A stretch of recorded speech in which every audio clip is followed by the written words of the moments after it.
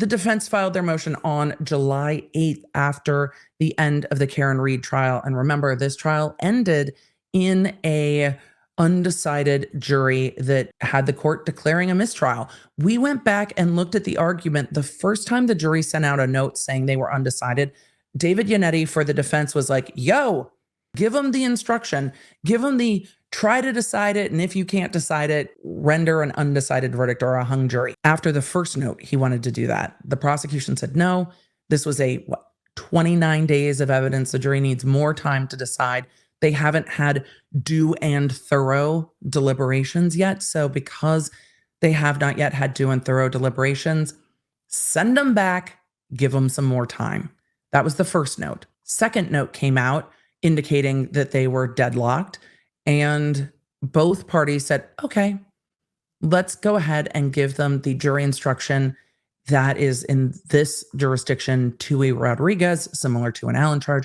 Let's give them the instruction, tell them no one's going to have more information than you. No one's smarter than you. No one's better than you. No jury ever in the history of the universe has been more capable than you. You've got this. Listen to opposing viewpoints. Maybe consider changing your mind. Go on back and try again. Second note, every single time after that instruction, when a jury is still deadlocked, the judge generally declares a mistrial. That is the process of things. Third time's the charm. They got the instruction. They went back to deliberate. Go on back. Have a chat. See what happens.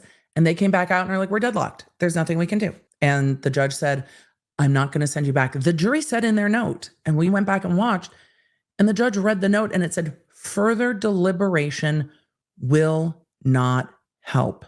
And with further deliberation will not help, the judge said, I'm not going to make you do that. I'm declaring a mistrial. And then everyone was excused, and that's where we were. The judge declared a mistrial, and everybody was sent out.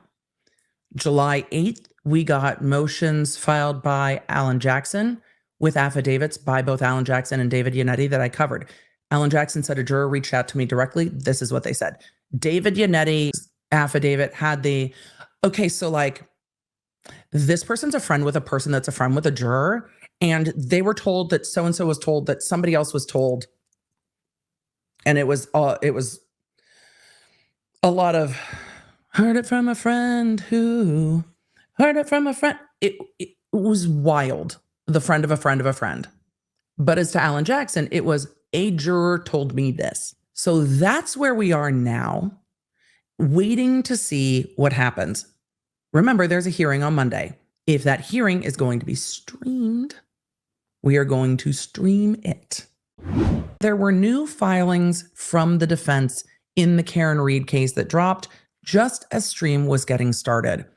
So today we have covered the defense's supplemental motion, the Commonwealth's opposition, and now we are going to be covering the defense's reply. All of this is coming in a timely fashion before the hearing on Monday. That hearing is supposed to be a scheduling hearing to set a new trial for Karen Reed, but this is going to come up at hearing. The defense is arguing jurors have come forward. All the jurors that have come forward have said unanimously that they had verdicts on counts 1 and 3. So in the interest of justice, the judge has to dismiss counts 1 and 3 because there were verdicts. The Commonwealth has come forward and said, no, double jeopardy is not at issue here. There was a proper mistrial declared and there were no verdicts rendered by the jury on the record. And because of that, there's no room to inquire into the jury. Inquiring into jury deliberations is forbidden. It is fundamental black letter law that you cannot inquire into the jury's deliberative process. There is room, I think, to argue that inquiring as to the split of a jury is not inquiring in the deliberative process. The Commonwealth cited case law that strongly urges the court, does not forbid the court, but urges the court not to go seeking partial verdicts in a deadlocked verdict. That is case law in Massachusetts. Different jurisdictions have different case laws, so you see split verdicts in different ways in different jurisdictions. But that might be why the model jury instructions don't allow for some or all language when it comes to reaching verdicts. And it might be why the judge chose not to poll the jury. And what we learned in the Commonwealth's motion, they assert that the defense did not ask the jury be polled. And it might be because of the case law that was cited that urges the court not to do so, because that might be the law of the land in Massachusetts, that courts are really strongly urged not to go looking for partial verdicts when the jury doesn't bring it to their attention. And the jury notes, I find to be incredibly clear. None of those jury notes indicate that there was any confusion as to the jury instructions or the verdict forms, other than the verdict form on count 2, which was brought by the defense, actually not the jury. And there was nothing to indicate that they had reached partial verdicts and they weren't sure what to do. Their statements time after time was that they are deadlocked.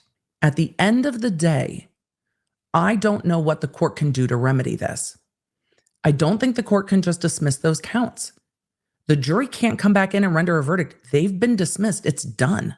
The only thing I see, and I'm open to see something else, trust me on that, but I don't think there is anything else to be done except the Commonwealth choosing to dismiss counts 1 and 3 in the interest of justice.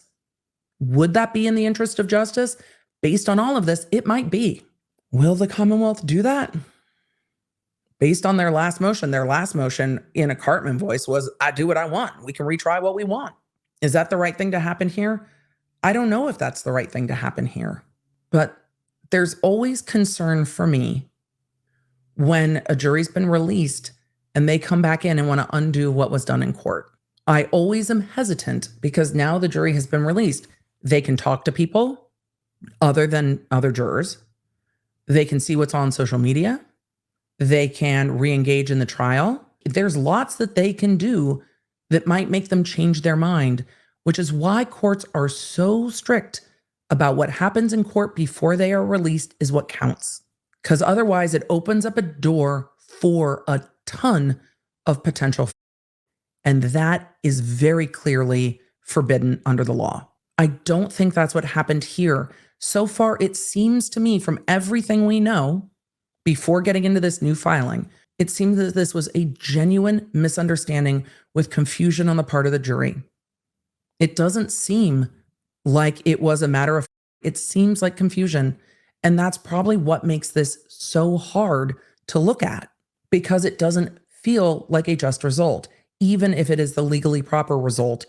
And I think the legally proper result here is there's nothing really that can happen. I don't see under the law what can happen. The jury's been dismissed. This jury is done.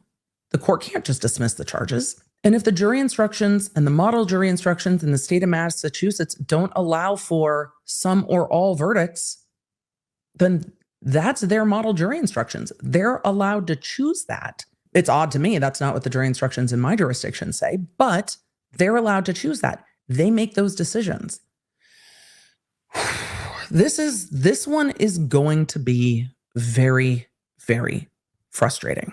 Legality, morality, we hope that they line up more often than not, but they don't always. Going through the defense reply to the Commonwealth's opposition, this reply was written by a new member of the defense team, Martin Weinberg, and cited a lot more case law that is on point here.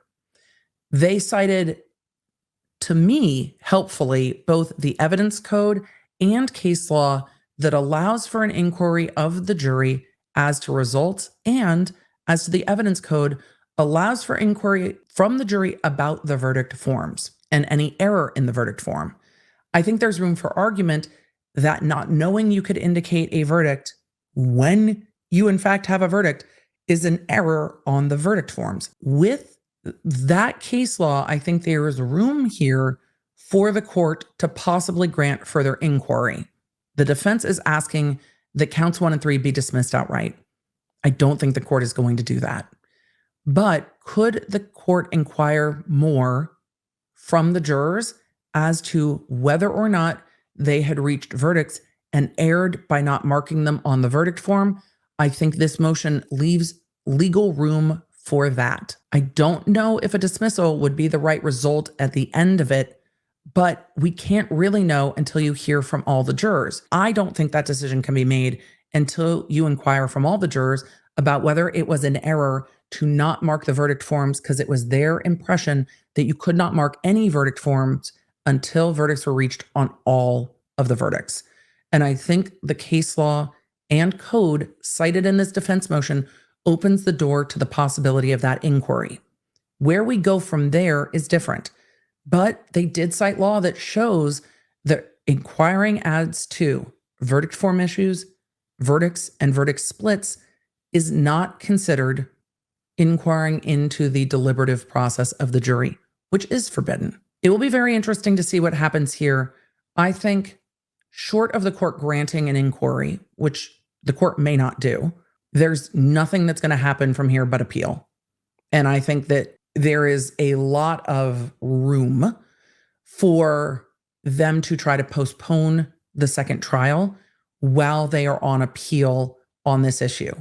If the judge does not dismiss and does not grant an inquiry, I do think there's room here to appeal. For deep dives into the stories that I covered here, you can find them on my YouTube channel at The Emily D. Baker and The Emily Show podcast. I stream every Tuesday and Thursday. The podcast goes live on Wednesdays. And if you want to stay in the loop with everything I'm doing, receive the fastest notifications out there, and get more Law Nerd community, join me at lawnerdapp.com, our free app for iOS and Android.